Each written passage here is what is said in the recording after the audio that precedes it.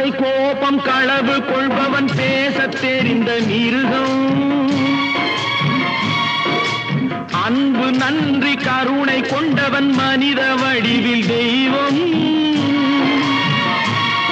இதில் மிருகம் என்பது கள்ள மனம், உயர் தெய்வம் என்பது பிள்ளை மனம்.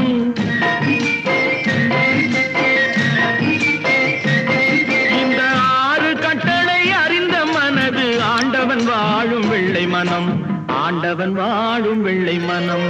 6 மனமே 6, அந்த ஆண்டவன் கட்டளை 6. தேர்ந்து மனிதன் வாழும் வகைக்கு தெய்வத்தின் கட்டளை 6, தெய்வத்தின் கட்டளை 6. 6 மனமே 6, அந்த ஆண்டவன் கட்டளை 6.